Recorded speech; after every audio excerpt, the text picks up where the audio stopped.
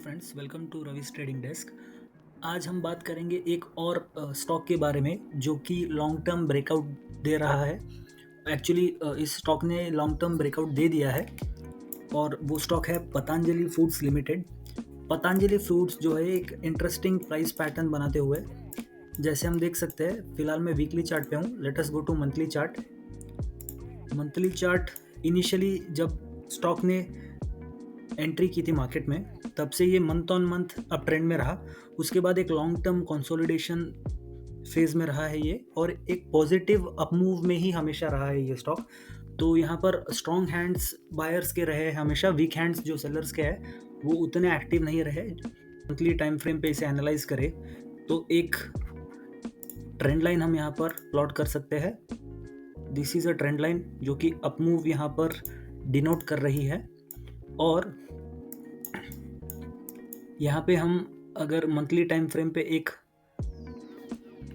Resistance line draw करें तो यहाँ प्राइस ने 2020 में एक हाई बनाया था जो कि इनिशियल अप मूव के बाद आया था, और उसके बाद इसने रिजेक्शन लेके कंसोलिडेशन फेज एंटर किया। और 2021 में it tried to go and break the resistance, लेकिन ये स्टॉक कर नहीं पाया वो। नेक्स्ट अगेन 2022, यहाँ पर आप जैसे देख सकते हैं 21 और 22 तीन बार हर साल इसने इस पर्टिकुलर प्राइस पॉइंट को ब्रेक करने की कोशिश की and it did not succeed. इस बार स्टॉक ने 2023 में यहाँ पर एक अच्छे बुलिश कैंडल के साथ मंथली क्लोज दिया है फाइनली, और ये एक अच्छा साइन है।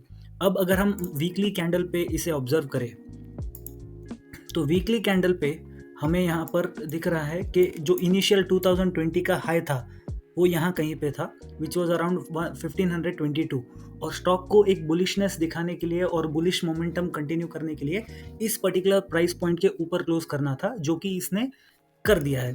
तो अभी हम यहाँ पर इसका जो हाई पॉइंट है वहाँ पर वापस से एक resistance, additional resistance point draw करेंगे। And now let us look at the chart. अब यहाँ जैसे आप देख सकते हैं मंथली टाइम फ्रेम जो ये कैंडल है, और बेसिकली ये वीकली टाइम फ्रेम पे भी एक बुलिश क्लोज था और मंथली टाइम फ्रेम पे भी इसने एक बुलिश क्लोज दिया है। अब यहाँ का जो प्राइस एक्शन हम देख पा रहे हैं, जो इसका फर्स्ट टाइम हाई बना था उस पर्टिकुलर प्राइस पॉइंट के ऊपर ये अच्छी तरीके से सस्टेन कर रहा है। अब यहाँ पर हम आइडियली प्लान कर सकते हैं अपना target based on the body of this particular price formation. तो अगर हम टारगेट यहाँ पर प्लॉट करना चाहे तो इट कम्स अराउंड 114%, जो कि एक अच्छा लॉन्ग टर्म टारगेट हो सकता है, क्योंकि हम मंथली और वीकली टाइम फ्रेम पे यहाँ पर एनालाइज कर रहे हैं स्टॉक को। तो it will take few weeks to few months for us to achieve this target. अब again depending upon the market condition, तो ये हमारा यहाँ पर टारगेट पॉइंट रह सकता है, विच इज़ 1743 पॉइंट्स।